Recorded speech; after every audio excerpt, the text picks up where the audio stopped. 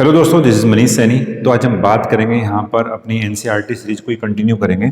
और जो हमारी यहाँ पर एनसीईआरटी सीरीज़ है इसके पीवाईक्यू यानी प्रीवियस ईयर में जो आए हुए क्वेश्चंस हैं उनको हम यहाँ पर डिस्कस करने वाले हैं। अगर आप चैनल पर नए हैं तो प्लीज़ सब्सक्राइब करो, अपने दोस्तों के साथ शेयर करो। इस पूरी क्लास की जो पीडीएफ है वो आपको हमारे टेलीग्राम ग्रुप से मिल जाएगी। टेलीग्राम ग्रुप का लिंक आपको डिस्क्रिप्शन में यहाँ पर मिल जाएगा, आप वहाँ से भी हमको ज्वाइन कर सकते हैं। चैनल पर नए हैं तो प्लीज़ सब्सक्राइब करो। मैदान में हारा हुआ इंसान फिर से जीत सकता है और फिर से जीत सकता है, लेकिन मन से हारा हुआ इंसान कभी नहीं जीत सकता। देखो क्या होता है, हमें सबसे पहले क्या होता है, अपना सेल्फ कॉन्फिडेंस यहाँ पर मजबूत करना होगा। क्योंकि अगर हमारा सेल्फ कॉन्फिडेंस मजबूत है तो हमारा मन भी हमारा क्या है यहाँ पर मजबूत होगा। और मन से अगर आदमी हार जाता है तो वो कभी जीत नहीं सकता। अपने मन को जो है स्ट्रॉन्ग करो।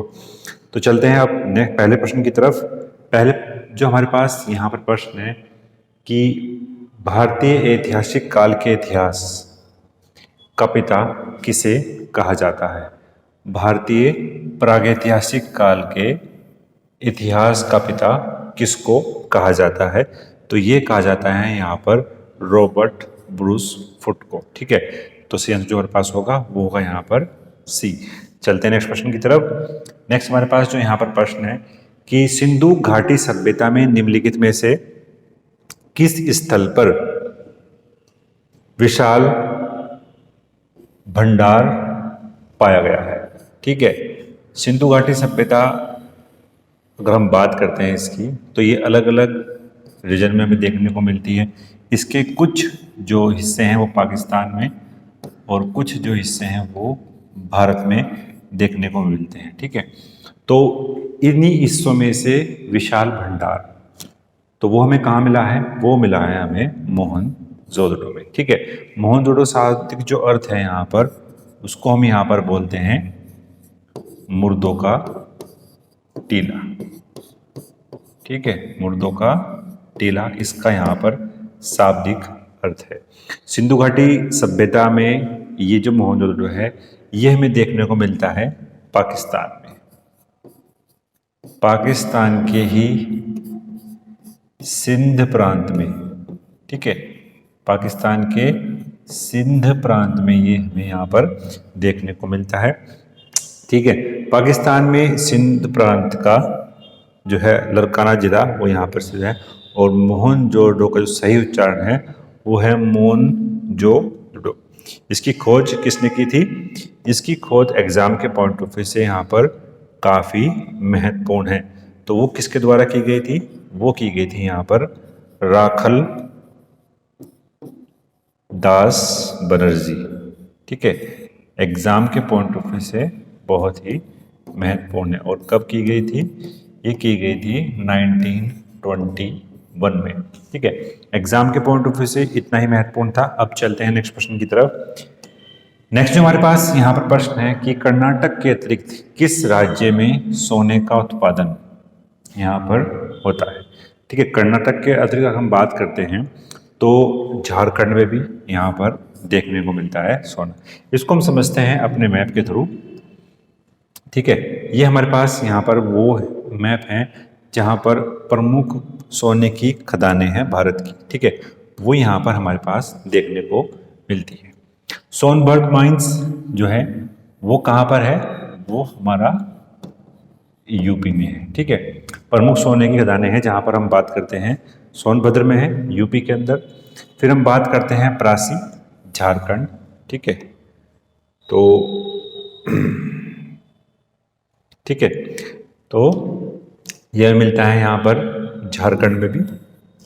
झारखंड में 3 माइंस की जो है गोल्ड माइंस की वो खदानें हैं, कुंदरकोचा गोल्ड्स, पहाड़िया गोल्ड्स माइंस और लावा गोल्ड्स माइंस। एग्जाम के पॉइंट ऑफ व्यू से काफ़ी ये महत्वपूर्ण यहाँ पर हो जाती हैं। ठीक है, नेक्स्ट बात करते हैं हम कर्नाटक में। तो कर्नाटक के हट्टी गोल्ड्स माइंस, हट्टी और कोलारो गोल्ड माइंस दोनों एग्जाम के पॉइंट ऑफ व्यू से काफ़ी महत्वपूर्ण हमें यहाँ पर दिखाई पड़ती हैं। कई बार एग्जाम में ये यहाँ पर पूछी भी गई हैं। ठीक है, मैप के थ्रू समझेंगे। यूपी में है, झारखंड में है, और फिर हम यहाँ पर चलते हैं कर्नाटक में। कर्नाटक में 2 माइंस है, झारखंड के अंदर हमारे 3 माइंस हैं, और यूपी में सोनभद्र माइंस, यहाँ पर ये 1 माइंस है। ठीक है, एग्जाम के पॉइंट ऑफ व्यू से बहुत महत्वपूर्ण है आपके लिए। अब चलते हैं नेक्स्ट प्रश्न के लिए। नेक्स्ट हमारे पास यहाँ पर प्रश्न है कि निम्नलिखित में से किस स्थान को थर्ड पोल यहाँ पर कहा जाता है। ठीक है, अगर हम बात करते हैं थर्ड पोल के बारे में तो उसको कहा जाता है यहाँ पर सियाचिन ग्लेशियर। ठीक है, अगर हम बात करते हैं यहाँ पर जो हमारी पृथ्वी है वो कुछ इस तरीके से है, और ये तो जो इसका हिस्सा है वो है यहाँ पर नॉर्थ पोल। ठीक है, इस वाले हिस्से को जो बोलते हैं वो बोलते हैं हम यहाँ पर साउथ पोल। ठीक है, यहाँ पर बात की गई है थर्ड पोल की। थर्ड पोल एक ऐसा स्थान हम मान सकते हैं जहाँ पर अत्यधिक जो टेम्परेचर है वो यहाँ पर बेहद ही कम हो। ठीक है, क्योंकि जो हमारे नॉर्थ पोल और साउथ पोल है दोनों की यही विशेषता हमें यहाँ पर देखने को मिलती है। तो जो थर्ड पोल है वो हमें देखने को मिलता है यहाँ पर सियाचिन ग्लेशियर में। एग्जाम के पॉइंट ऑफ व्यू से काफ़ी महत्वपूर्ण है। ठीक है, ये कहाँ पर है तो ये इंडो पाक बॉर्डर पर है। ठीक है, इंडो पाक बॉर्डर पर सियाचिन ग्लेशियर है। ठीक है, दोनों के ही सैनिक सियाचिन ग्लेशियर में यहाँ पर अपने अपने एरियाज में यहाँ पर पहरा जो है वो देते हैं। ठीक है, यहाँ पर जो सियाचिन ग्लेशियर है उसकी विषम जलवायु के कारण ही उसको हम यहाँ पर क्या बोलते हैं, थर्ड पोल यहाँ पर बोलते हैं। ठीक है, एग्जाम के लिए महत्वपूर्ण था। चलते हैं नेक्स्ट प्रश्न की तरफ। नेक्स्ट हमारे पास यहाँ पर प्रश्न है कि महात्मा गांधी से पहले निष्क्रिय प्रतिरोध के सिद्धांत का उपयोग यहाँ पर किसने किया था। ठीक है, अगर हम बात करते हैं जो निष्क्रिय सिद्धांत यहाँ पर क्या कहता है, क्योंकि हम बात करते हैं उस समय हमारे पास यहाँ पर कौन सा रूल था, उस समय जो हमारे पास यहाँ पर रूल था वो था ब्रिटिश रूल, ब्रिटिश का शासन था। और निष्क्रिय प्रतिरोध का मतलब यहाँ पर यह है कि इनकी यहाँ पर जो ब्रिटिश रूल है उसकी यहाँ पर अवहेलना करना, उनको हर चीज में क्या करना, डिनाई करना। ठीक है, निष्क्रिय प्रतिरोध का यही मानना है। तो गांधी जी से पहले एक वो मंच यहाँ पर तैयार हो चुका था, जो एक ऐसा संगठन तैयार हो चुका था जो यहाँ पर प्रतिरोध की बात करता था। तो वो किसके द्वारा किया गया था, तो वो किया गया था यहाँ पर बाल गंगाधर तिलक के द्वारा यहाँ पर किया गया था। ठीक है, और बाल गंगाधर तिलक के द्वारा ही 1896 में यहाँ पर किया गया था। 1896 में अकाल के बाद, ठीक है, बाल गंगाधर तिलक ने यहाँ पर लगान न देने की बात की थी।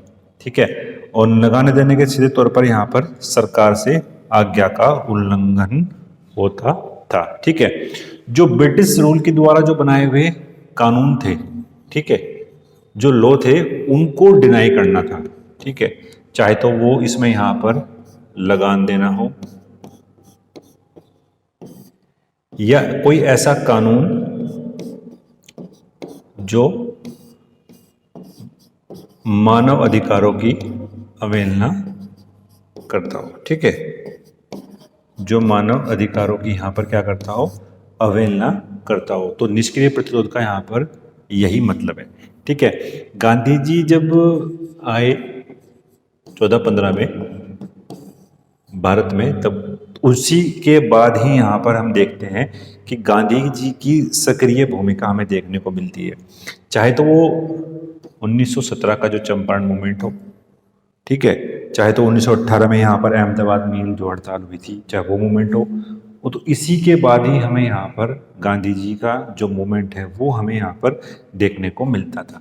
लेकिन तिलक ने कभी चलाया, 1896। ठीक है, 1896 में उन्होंने यहाँ पर ये पूरा सिनेरियो यहाँ पर स्टार्ट कर दिया था। ठीक है, चलते नेक्स्ट प्रश्न की तरफ।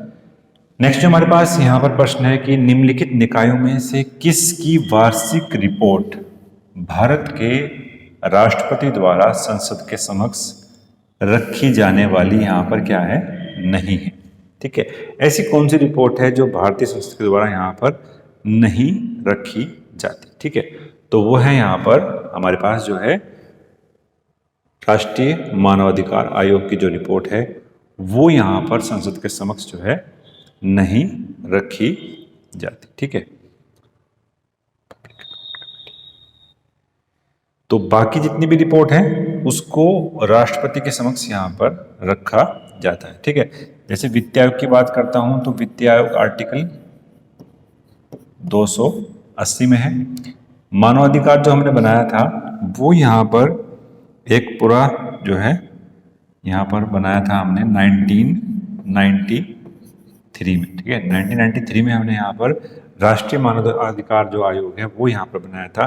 फिर हम बात करते हैं यहाँ पर यूपीएससी की रिपोर्ट भी यहाँ पर राष्ट्रपति के द्वारा जो है रखी जाती है। ठीक है, तो वह है यहाँ पर वार्षिक वित्तीय स्टेटमेंट, ऑडिटर जनरल की रिपोर्ट, यूपीएससी की रिपोर्ट, वित्त आयोग की रिपोर्ट और एससी एसटी को दिए गए विशेष अफेयर्स की रिपोर्ट भी यहाँ पर क्या है राष्ट्रपति के द्वारा संसद के समक्ष जो है वो यहाँ पर रखी जाती है। ठीक है, अब चलते हैं नेक्स्ट प्रश्न की तरफ। नेक्स्ट हमारे पास यहाँ पर प्रश्न है कि इंडिया जो कि भारत राज्यों का एक संघ होगा भारतीय संविधान के निम्नलिखित में से कहाँ पर उल्लेखित है। ठीक है, हमारा जो आर्टिकल फर्स्ट है, आर्टिकल फर्स्ट में यहाँ पर बात की गई है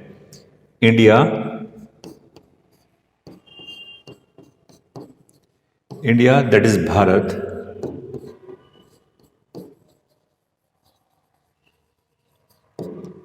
shall be union of state, shall be a union of state। ठीक है, हमारा जो आर्टिकल 1 है उसमें साफ साफ ये बात लिखी गई है कि India that is Bharat shall be union of state. India जो कि भारत है वो एक स्टेट होगा यहाँ पर यूनियन का। ठीक है, स्टेट जो है होगा यूनियन होगा एक स्टेट का, सॉरी। ठीक है, आर्टिकल फर्स्ट में यह बात की गई है और आर्टिकल फर्स्ट में ही क्या है जितने भी स्टेट हैं उन सभी का क्या है यहाँ पर वर्णन किया गया है। ठीक है, यहाँ पर उन सभी का यहाँ पर क्या है वर्णन, हर एक आर्टिकल का, हर एक स्टेट का यहाँ पर जो है वो यहाँ पर बात बताई गई है। ठीक है, वहीं अगर हम बात करते हैं यहाँ पर, अगर अभी भारत पिछले कुछ दिनों अगर हम बात करते हैं तो भारत को लेकर काफ़ी चर्चा रही थी।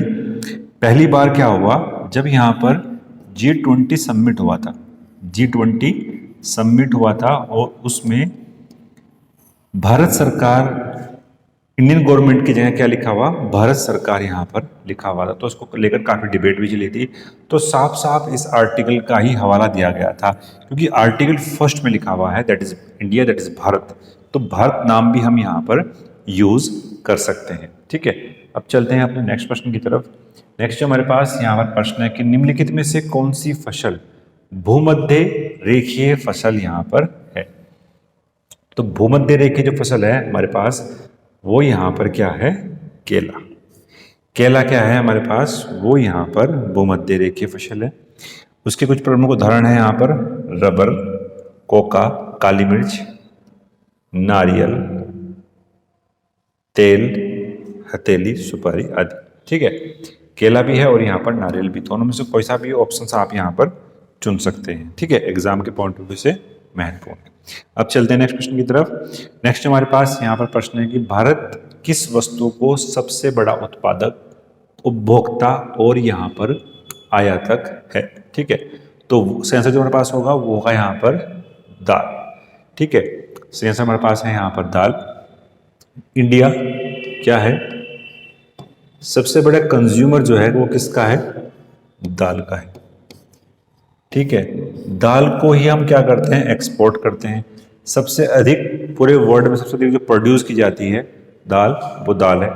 ठीक है, अगर हम बात करते हैं यहाँ पर जैसे गन्ना है हमारे पास, तो गन्ना का हम प्रोड्यूसर हैं लेकिन हम बाहर से कभी भी नहीं उसको आयात जो है वो नहीं करते। ऐसे ही अगर हम बात करते हैं चावल की भी हमारे साथ यही कंडीशन है, गेहूं की भी हमारे साथ यही कंडीशन है। हम एक्सपोर्ट तो करते हैं कभी भी उसको जो है यहाँ पर इम्पोर्ट नहीं करते। तो ये पूरा सिनेरियो था यहाँ पर। सही आंसर जो हमारे पास होगा वो होगा यहाँ पर दाल। सही आंसर इसके यहाँ पर होंगे। तो आशा करते हैं आपको ये वीडियो पसंद आई होगी। अगर आपको पसंद आई तो प्लीज़ लाइक करें, अपने दोस्तों के साथ शेयर करें। मिलते हैं नेक्स्ट वीडियो में। धन्यवाद। जय हिंद।